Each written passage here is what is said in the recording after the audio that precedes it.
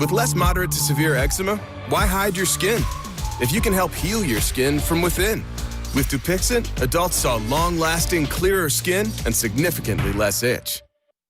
Don't use if you're allergic to Dupixent. Serious allergic reactions can occur, including anaphylaxis, which is severe. Tell your doctor about new or worsening eye problems, such as eye pain or vision changes or a parasitic infection. If you take asthma medicines, don't change or stop them without talking to your doctor. Talk to your doctor about Dupixent. 25 years. This one is heart-wrenching. It would seem that people aren't getting bored of these films. Yeah, join us tomorrow for our exclusive with the cast of Scream. It's going to be scary good. I was trying to make that sound spooky, but didn't work. I'm scared. Lizzie, thank you so much for coming and hanging with us. Thank you for having me. Yes, all right. Make sure to catch the Connors Wednesdays on ABC. Now, before we go, your exclusive sneak peek at the star-studded special, A Night in the Academy Museum. So good. Night, everybody. Good night. I'm so excited to be here and to share it with you. Happening now. Charges upgraded against the suspect accused of shooting a Seguin police officer and two others during a domestic disturbance over the weekend. The new serious charges he's facing next. Ceremonies and dances took place here at Our Lady of the Lake University for Indigenous Peoples Day. Coming up, what this day means to some San Antonians. And although the weather was really nice today, we do have a jam-packed forecast, including talking about the chance for flooding this week. The news at 5 starts right now. And first at 5, breaking news: an argument leads to a shooting of 3 people at an apartment complex. This happening at the Reserves at Pecan Valley Apartments in the 4000 block of East South Cross on the southeast side. Tonight, police have one person in custody, but they're looking to see what his connection is to the shooting. Our Patty Santos is live with more on what the police chief says happened. Patty. Yeah, police have been working the scene here for a couple of hours and just about 5 minutes ago cleared the scene. Right now, we're still waiting to find out the condition of those 3 people that were shot. But take a look. San Antonio police say a suspect walked into an apartment unit here at the Reserve Pecan Valley and shot a man and a woman inside a bathroom. When the suspect was leaving the apartment, they say he shot another person, then took off. Police say they have a person in custody in a separate part of the complex, and they're not sure what, if any, relation this individual has to this shooting. Take a listen. From what we know right now, it appears that this was over nothing more than an argument. I don't know what the argument was about, but right now we understand that there was an argument which, for some reason, prompted the shooter to shoot. And the 3 people that were rushed to the hospital, their age range from 35 to 40 years old. Tonight at 6, the people that live in this apartment complex have some concerns. The city says they can help. We'll tell you coming up tonight at 6. Patty Santos live, KSAT 12 News. Thank you, Patty. We also have an update on this morning's fatal shooting on the north side. The Bexar County Medical Examiner identifying the victim as Francisco Javier Nava Mendoza. And right now, San Antonio police are still looking for a motive and a killer. At last check, investigators were questioning neighbors in the 1600 block of Ermine Boulevard. That's where Nava Mendoza crashed his pickup truck after he was shot while driving. It happened about 7 this morning. It's unclear where exactly he was shot. However, officers found him with a gunshot wound to his side. He died on his way to the hospital. No one in that home was hurt. SAPD is still trying to find surveillance video to shed some light on exactly what happened here. We have new information now on a shooting involving a Seguin police officer. Charges against that suspect, 56-year-old Rodney Juarez, now upgraded.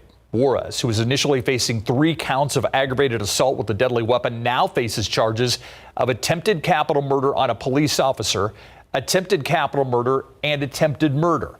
The shooting happened during a domestic disturbance call early Sunday morning in the 600 block of Rosemary. Investigators believe Sergeant Bradley Flippin was shot by Juarez, was injured in his arms, neck, and head. He's currently in stable condition. A woman and a child who were also shot expected to be okay. The Texas Rangers and Seguin police are investigating. Traffic is flowing through Highway 281 once again after a big rig crash shut it down for hours this morning. The crash sending the driver of a truck to the hospital. San Antonio police say the 61-year-old was near the Hildebrand exit where that road curves, and that's where he lost control. His tractor trailer slid. The cab went into a grassy area and up an embankment. The trailer detached, then rolled. The driver was taken to the hospital but is expected to be okay. All of the southbound lanes were shut down for more than 7 hours while crews cleaned up this wreck. No other vehicles were involved. San Antonio police also responding to another big rig crash overnight. This along I-10 near UTSA Boulevard. Right now, it is unclear what caused the accident, but we do know the SUV was pinned against a highway barrier. 2 people had to be cut out of it. They were taken to the hospital. The 18-wheeler rode up over that barrier, was leaking fuel on the highway. No one else was hurt. And Steve, taking a look at 281 at Hildebrand right now, things looking a lot better. Just a little bit of a slowdown southbound, but nothing like we saw this morning. But we are seeing some issues on I-10 here. So going to Bernie from downtown will be about 45 minutes, 24 minutes eastbound. But the problem is inside of 1604, half an hour now from downtown because of this crash here. Right here at Crossroads area, I-10 westbound at Loop 410. Traffic at a slowdown, so watch out for that. Also on the east side, Loop 410, stalled vehicle stalling a lane there. Sarah, what's going on in the forecast right now? Thank you, Samuel. It was a beautiful day today. You know, temperatures were nice and mild, low humidity, all thanks to a cold front that moved through overnight. Brought some rain to some folks, but more rain is on the way this week. Let's take a look at some of these weather watcher numbers. 84 in Lakey, 85 in Leon Springs, 83 in Seguin and Helen's Backyard, 83 in Bernie, and 81 in Canyon Lake. A gorgeous day for us with temperatures right at and slightly below average. But the humidity returns quickly. Tomorrow, the morning commute will be damp in spots, but the flooding risk really comes later this week, Wednesday through Thursday, and then a legitimate cold front will arrive soon, setting up a beautiful weekend. So that's what's up with the weather. I'll have a look at the full forecast coming up in just a bit. Steve, Ursula. Thank you, Sarah. This year marks the first time a U.S. president has officially recognized Indigenous Peoples Day, and celebrations held across the nation, including right here in San Antonio. Today, the ceremonies and dances were held at Our Lady of the Lake University. Tiffany Huerta spoke with attendees about what today means to them. This is a day that we celebrate the fact that Indigenous people are the First Nations here on this continent, the whole continent of the Americas, and to also recognize that this land has been occupied for 500 years and that we continue to survive. It was a celebration of culture and existence of Indigenous people at Our Lady of the Lake University. Indigenous people are all over the continent of the Americas. I'm a descendant of the Lenca Mayas from Central America, specifically Honduras. I'm here representing Calpuli Ayolopaxing. It's a tribe of families that are reclaiming our indigenous lifeways. Our parents are immigrants from Mexico, from Michoacan, all made with love. Luisana Santibáñez served an authentic Mexican dish at today's event. Today we're serving one of the delicias of Mexico, which is mole. Luisana says she's thankful for events like these. It's definitely a way to recognize all the progress that is made and all the contributions that Native Americans make to our daily lives. With President Joe Biden proclaiming today as Indigenous Peoples Day, some say it shows progress. I think that it shows an evolution, right, in our thinking about what it means to be a settler colonial nation, and also, bringing to light the fact that we have this broad diversity of Indigenous people, that we're still here. This is a day to reclaim our dignity as human beings. Tiffany Huertas, KSAT 12 News. The Boston Marathon, the latest big event to resume after it, like so many other things, canceled last year due to the pandemic. ABC News' Aaron Katursky has the latest on the coronavirus crisis. After last year's run was canceled due to the pandemic, the Boston Marathon is back. It's super exciting. There's a good vibe in the air. We were pumped. We're excited to finally have it back and, back to the way it used to be. This year's race was smaller, moved from April, and required runners to be vaccinated or tested. But the race's return heralded pandemic progress. Across the country, the caseload is down, and with it, the number of patients going to hospitals. Though this nurse in Utah told us it is still a struggle. We are still maxed out with COVID right now in our ICU. It's extremely rare that we get a patient that isn't here for COVID. Today, Merck asking federal regulators to authorize the first antiviral pill to treat COVID-19. Clinical data suggests that for a person testing positive, 4 pills taken at home every 12 hours for 5 days can reduce the risk of hospitalization or death by 50%. The number of COVID-19 deaths is down about 17% in the last few weeks, but there are still, on average, more than 1,400 new deaths from the virus each day. We still have around 68 million people who are eligible to be vaccinated that have not yet gotten vaccinated. And even those who have been vaccinated, I mean, you want to look forward to holiday seasons and spending time with your family and doing those sorts of things. For Halloween, Dr. Anthony Fauci said outdoor trick-or-treating should be fine, but he urged masking for unvaccinated kids. That was ABC's Aaron Katursky reporting. A special runoff election for Texas House District 118 seems to be all set. Voters will decide on a new representative on November 2nd. That means early voting starting next week. Republican John Lujan is running against Democrat Frank Ramirez to fill the seat left vacant by former state rep Leo Pacheco. Again, Election Day is November 2nd. Early voting starts Monday, October 18th. USAA announcing a big change in pay. The company increasing its minimum wage from $16 an hour up to $21 an hour. That's about $43,000 annually. USAA says between hourly pay, bonuses, and performance incentives, employees can claim up to $10,000 more. Right now, USAA is looking to fill 1,500 San Antonio positions. You can read more about the other incentives USAA is offering and how to apply right now on KSAT.com. The Baptist Health System also looking to fill positions. They're offering a sign-on bonus of up to $25,000. They're holding a hiring event tomorrow at Mission Trail Baptist Hospital at Brooks. That's at 3333 Research Plaza. It's from 10 in the morning till 2 in the afternoon. We have more information about this right now at KSAT.com.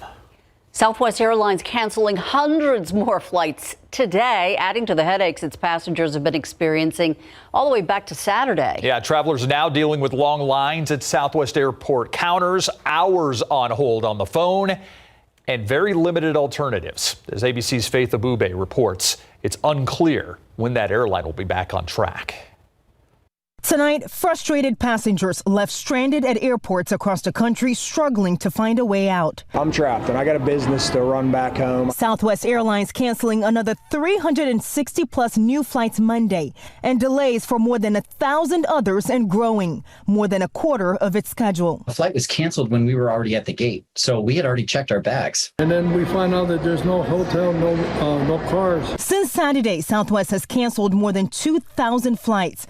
The cancellations forcing many to miss work, vacations, and even crucial doctor's appointments. They told me, you gotta be here because otherwise just next year. Fabricia Amara describing what the missed flight could mean for her 14-year-old daughter's neurosurgery appointment. Southwest continues apologizing for the operational meltdown, blaming in part bad weather and air traffic control problems. But the FAA pushing back, saying no air traffic staffing shortages have been reported since Friday. The flight tracking website FlightAware also showing no other major U.S. carrier is dealing with anywhere near as many delays and cancellations as Southwest. Meanwhile, thousands of passengers just want Southwest to get them to their final stop. We both have to go back to work, and we have kids at home, so we got to make some plans. And the Southwest travel troubles come as its pilot union is suing the airline over its COVID vaccine mandate policy. But the union says the cancellations and the delays have nothing to do with any pilot action. In Washington, Faith Abube, ABC News. They're easy to find. They're good when you're on the go. But if you're shopping for everyday items at your nearest dollar store, how much money are you really saving? Where you might find and when you might find a better deal. Next.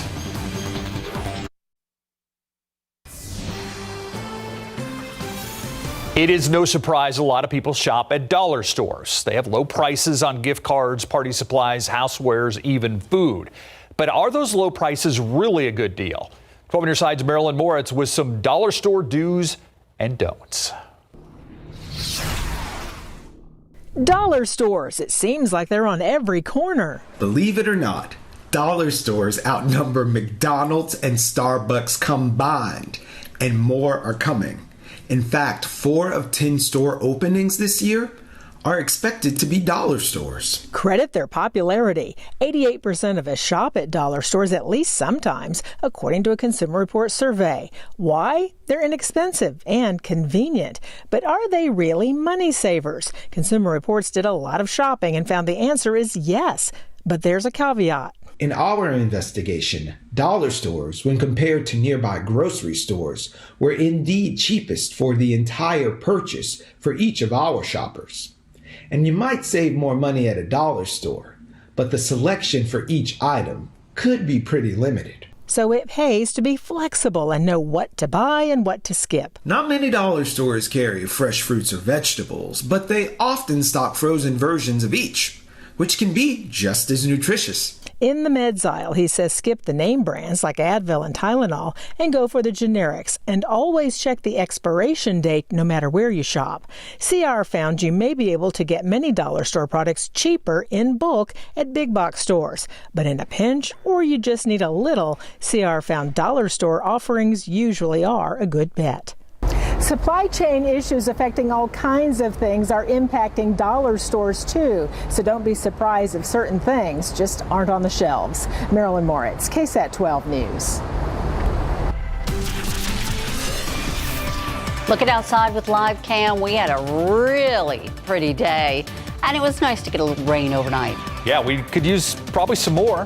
Just not too much. Yeah, right, Steve. We could use some more. We will happily take some more rain, but it may be too much of a good thing this week, especially in the hill country and the Edwards Plateau later on. But as Ursula was saying, it was a beautiful day. Let's take a look at the numbers for the day today. We were able to get up to 83 degrees for the high, a degree cooler than average, and a couple of degrees cooler than average early this morning as well. Take a look at that rainfall total for the day. More than an inch of rain. Now that came shortly after midnight at the San Antonio International Airport as that cold front moved through. But generally, it's going to be a nice evening. However, we will be seeing increasing clouds so that by midnight it'll be muggy and cloudy, and that'll impact our weather early tomorrow morning. Let me take you through the futurecast for tomorrow morning. Again, clouds will come back, and it's likely that we'll have a bit of a damp commute in places with some light rain and drizzle as well early tomorrow morning. So plan accordingly and check the radar on the KSAT Weather Authority app before you head out. Then during the day tomorrow, only a few isolated showers and storms are possible.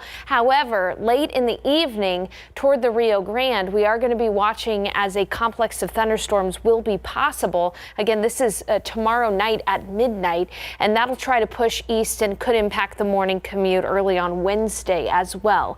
However, our best chance for flooding rains is going to be Wednesday night into Thursday, and we'll talk about that in just a bit. For now, here's a look at your forecast for your Tuesday. Again, waking up tomorrow with a damp morning commute, possible in places, and then during the day, only a few isolated showers and storms. A high temperature of 88. It'll be humid, and it'll be breezy. South winds at 10 to 20, gusting up to 25 miles per hour. A potent upper level low with a strong cold front is going to be bringing us the chance for rain, but here's the kicker. It's also going to interact with Tropical Storm Pamela in the Pacific Ocean. Pamela is actually expected to strengthen to a major hurricane before making landfall in Mexico, and then it'll become a tropical depression and actually push into south central Texas. Again, that is going to interact with that cold front, and so Wednesday night into Thursday, there's a chance for some very heavy tropical rains, especially west of I-35, but everybody could be getting some flooding rains. Again, this is a look at Wednesday night at around 11, and then that'll continue in the overnight hours through areas like Uvalde, Hondo, the Hill Country, and through San Antonio.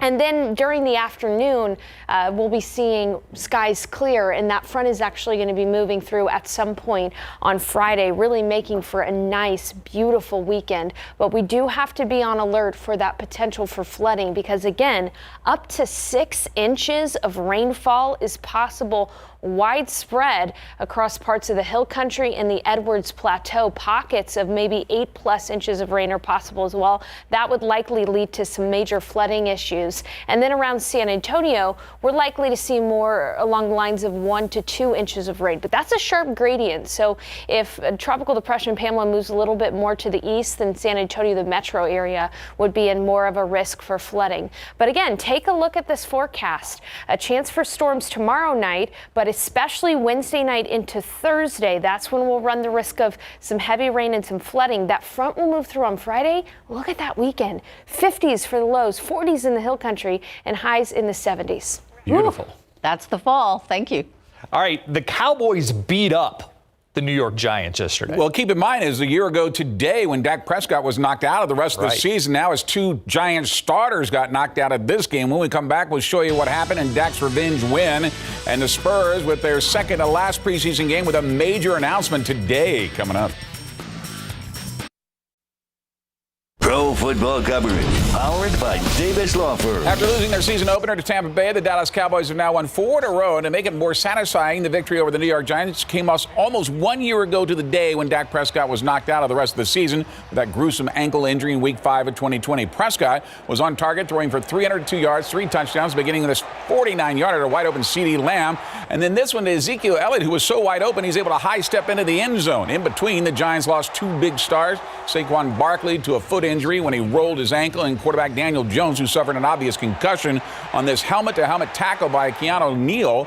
In fact, Jones could only barely stand on his feet after he combined that with 2 interceptions, including another one for Trayvon Diggs for number 6 on the year. And the Cowboys win going away 44-20. What did it mean to Dak given what happened last year?